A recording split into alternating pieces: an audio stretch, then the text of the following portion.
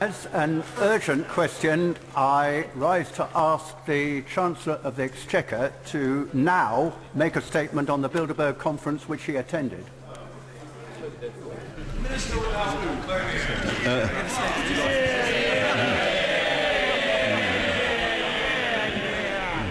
Mr. Speaker, this is the first occasion for me, as I've never previously answered a question in the House of Commons on behalf of a private organisation for which the government has no responsibility. I have actually been a member of the steering committee of Bilderberg for many years now, I think about 10 years, and by chance actually this is my last year because we have a rule against being on the committee for too long, so I'm on the point of stepping down.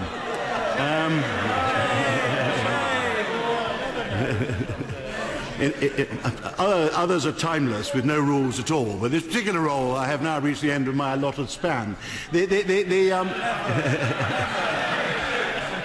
Bilderberg organisation exists for the purpose of holding meetings once a year in various countries. It exists for no other purpose. This year the meeting was held at a large hotel near Watford in Hertfordshire. I didn't receive adequate notice of this question as it happens, because I wasn't found in time to put to hand the list of those who participated and the agenda which we discussed, but we always circulate those before the meeting and they're readily available, and I can certainly put any honourable member in touch with a source of the list of those who took part. Each year we invite something over 100 people. It was about 140 this year, drawn from both sides of the Atlantic, from Europe, including Turkey, and from the United States and Canada.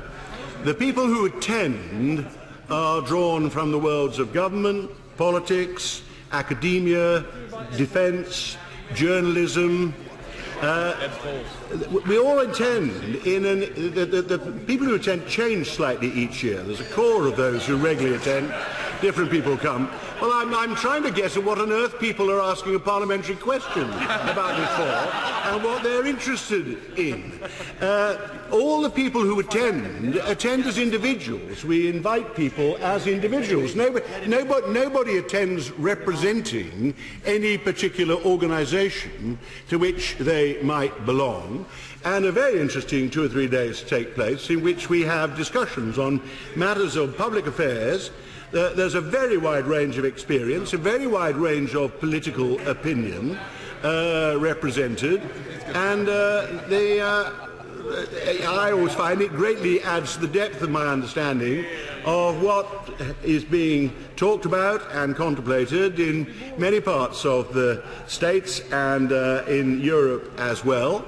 And it's one of many political gatherings I attend from time to time as part of the background to my activities.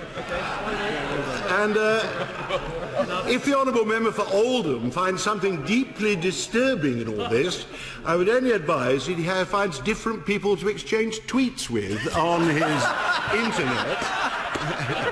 Perhaps the House might be allowed to return to some matter of rather more real public interest in which this House of Commons has a role to play. Mr. Michael Meacher. I thank the right honourable gentleman for that filibuster. The Bilderberg conference comprises about 130 of the world's, or Western world's, top decision makers, from the banks, the multinational companies, the EU Commission. I'm coming to the politicians, also from WTO, IMF, World Bank, and of course leading politicians from the US, Canada, Eurozone and the UK. And I think, though they were clearly discussing some of the biggest issues confronting the Western economies at this time, why have we had no statement either from the Prime Minister or from the Chancellor or indeed from the Minister without portfolio, all of whom attended in an official capacity? Why did they offer no statement, even though such decisions may well have a significant effect on UK government policy or the livelihood of future UK citizens?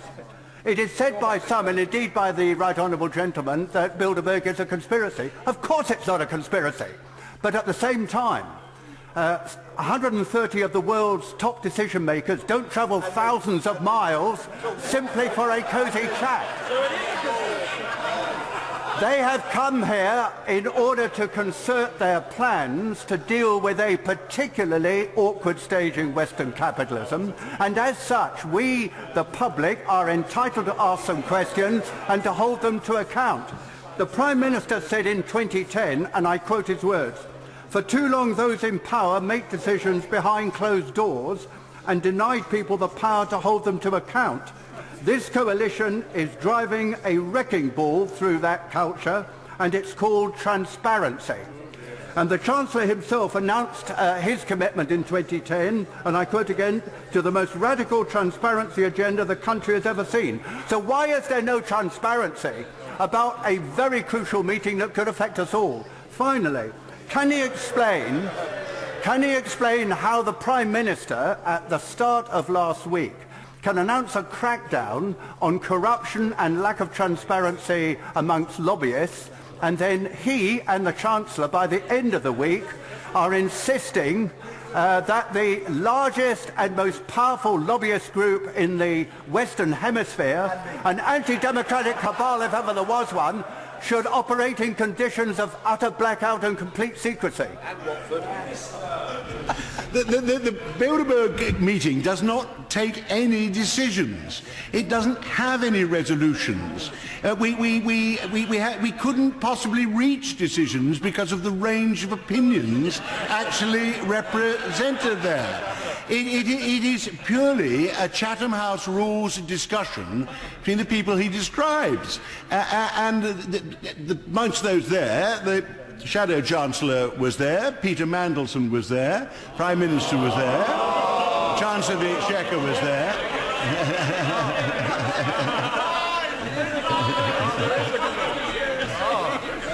And most of us said things which, in the discussions which wouldn't have come as a surprise to any of us, because we knew what our opinions were. We go there for the chance of having an off-the-record, informal discussion with the range of people he's described, who are indeed distinguished, but are not remotely interested in getting together to decide or organise anything.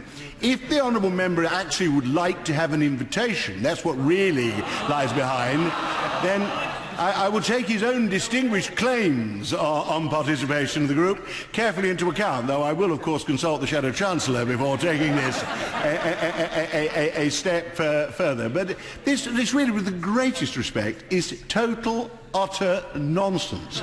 And I would normally regard the honourable member as not the sort of person to be taken in by this sort of rubbish. We all take part in lots of political and other discussions as private individuals on Chatham House rules where we do not expect everybody to go out giving a version of what we've just said. Nobody alters their opinions when we're there. On transparency, this government is by a street the most transparent government that I have ever been in. But we can only be transparent for those things for which the government has responsibility, and what we're doing as a government. The Minister without portfolio said, rather prosaically, I thought, that Peter Mandelson was there. I assume he was referring to no less a figure than Lord Mandelson of Foy. I think that's the person he had in mind. It wasn't, Mr. Speaker. We all attend extremely informally. We're not there in any capacity. Yes, I do. Order! The Minister can resume his seat. Peter Mandelson can resume his seat. And nobody in the House has a better sense of humour than the right honourable and learned gentleman. I had thought that he realised I was gently teasing him. Sir Tony Baldry. Isn't it rather cruel to oblige the Prime Minister to have to spend a weekend with Lord Mandelson Foy and the Shadow Chancellor? And did anyone who was at the Bilderberg conference go away any wiser as to how the Labour Party, if they were to win the next general election, was going to square the circle of how they're going to manage to tackle the deficit? Well, I can only hope they were, but Chatham House rules prevent me offering any further opinion on that question. Mr. Red Balls. Mr. Speaker, the idea of the Lord Mandelson attending any meeting informally is not something which I've ever experienced, but as one of the British parliamentarians who attended the weekend meeting in Watford, alongside the Prime Minister, the Chancellor, Lord Mandelson, Baroness Williams and the Right Honourable Gentleman himself, can I ask the Minister without portfolio, does he agree with me it's important that government ministers and shadow ministers meet regularly to discuss important issues with fellow government ministers, opposition politicians, academics, journalists and business leaders from around the world? Can he confirm over the last 60 years the annual Bilderberg meeting has been properly attended by Prime Ministers, Chancellors and Shadow Ministers from all sides of this House, including Lord Healey, Lord Ashdown and the late John Smith? Does he agree that it's a welcome development that the Bilderberg Group now publishes a list of all those who attend and the topics that are discussed? Does he agree with me that the list of topics discussed this weekend, can the US and Europe grow faster and create more jobs, the challenge of Africa, trends in medical research and developments in the Middle East are all vital issues which every government and opposition must grapple with for the benefit of all citizens? And could I finally say, Mr. Speaker, we fully understand that it is because the Minister without portfolio is a member of the Bilderberg steering group that he is well qualified today to answer this question, which was asked to the Chancellor for that reason and not for his economic expertise. If, on the other hand, the Minister without portfolio were to stand in at the next Treasury questions, then we and all conspiracy theorists would then rightly be concerned.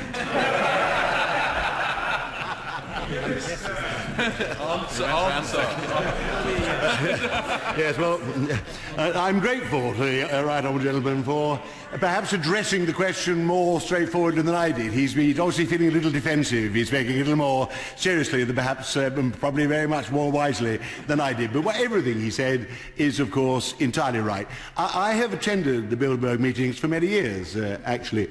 And the only reason I attend them is I come away with, I think, my own understanding of political and economic problems in various parts of the world actually improved by the opportunity to have an informal weekend with people of the kind who come, and discussing things with, amongst other people, the Shadow Chancellor in a completely off-the-record, informal way is also of considerable value, but I'm sure he agrees we derive a great deal from it, and we hope it actually improves our contribution to debate here eventually as well. Mr. Mark Reckless. Our honourable friend, the member for Penrith and the Border, was previously invited to a Bilderberg conference, and I wonder if the Minister, as a member of the steering committee, if he could tell us why he's been dropped. Has he done something wrong? No, there's every year about half those participating have never been before, and quite a lot of people only come for one meeting. The number of people who come every year is comparatively small. There's a kind of core of which, for some extraordinary reason, I have become one of those over about the last decade. The honourable member for, my honourable friend, the member for Penrith the Border, made a most distinguished contribution, but he should not be disappointed that he wasn't invited next year. The British Committee were actually trying to bring a rising star of a younger generation in, because one of the whole points is we do not want the whole thing to become an ageing establishment of people who used to be something important in government. I have no doubt that one day they will implore my right honourable friend to attend again, but I can't guarantee when that will be. Mr. Dennis Skinner. Have you been, Dennis? Have you been there, Dennis? I wouldn't be seen dead with them. How come that when all those media moguls, the bankers, politicians have been meeting together since 1954, not one of them was able to spot the recession coming? Or maybe they caused it. We have had trade unionists there sometimes. There are plenty of social democrats. I don't think anybody as left-wing as the honourable member has ever attended in my experience, but if I scratch my memory I probably remember somebody.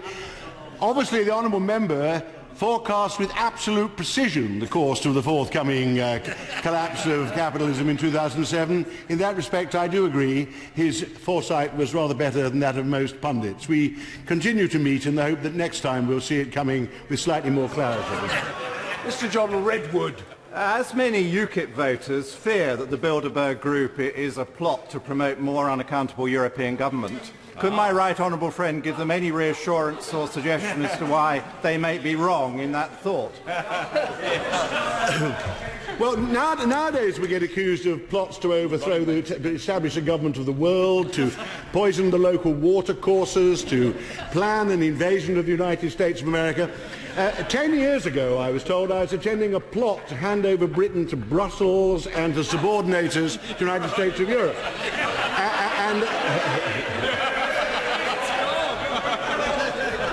The next instalment of the plot comes later. But I used then to point out that a fellow member of the steering committee was Mr. Conrad Black.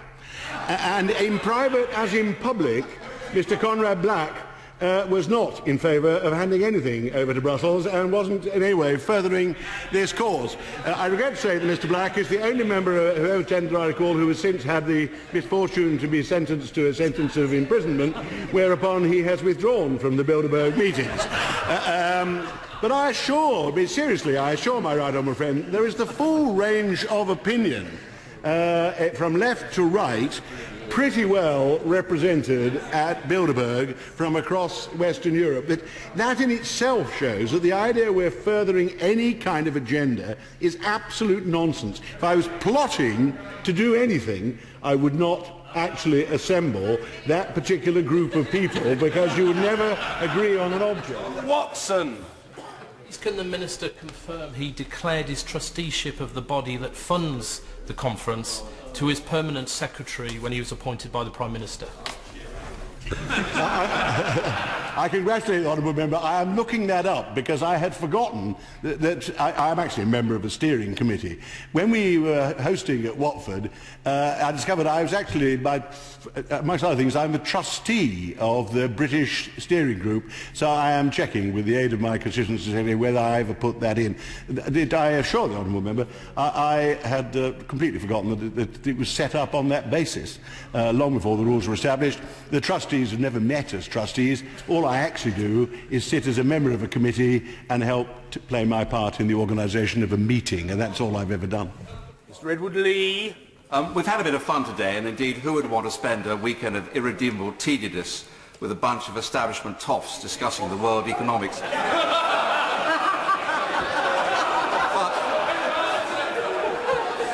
But the serious point is this, surely, and I put this to my right honourable friend, why on earth does the House of Commons think it's necessary to discuss what's said in a private meeting anyway? Perhaps my right honourable friend wasn't here when I started. This is the first time I've ever risen into the House of Commons to answer questions on behalf of a private organisation for which the British government has absolutely no responsibility whatever. Mr. Philip Davis. Speaker, I know I can't be described as a rising star, and so should I not presume that my invitation was lost in the post? But can the Minister explain to us whether or not, either formally or informally, he took the opportunity whilst there to discuss his campaign to keep the UK within the European Union, and which members of the European Union were actually at this particular conference? Well, firstly, he would not be surprised to know that I don't think I'm being too indiscreet to say that the subject of the future of the European Union and Britain's participation in it did come up from time to time in the weekend. From many countries, people do have actually quite a strong interest in that subject. So it was discussed, but again, on Chatham House rules, and no conclusions of any kind were reached, I can assure him. Philip Hollowbone. My right honourable friend, the only British citizen on the steering committee, and who does he think his replacement will be? No, the other members at the moment are John Kerr and Marcus Agius, and I don't know who my successor will be. Order. We're slightly overrepresented, which probably a reflection of the quality of debate in this place and elsewhere in the United Kingdom. Order. I think the matters have been very fully explored. Statement, the Secretary of State for Foreign and Commonwealth Affairs, Secretary William Hague. Mr. Speaker, with permission, I will make a statement on the work of the Government Communications Headquarters, GCHQ, its legal framework and recent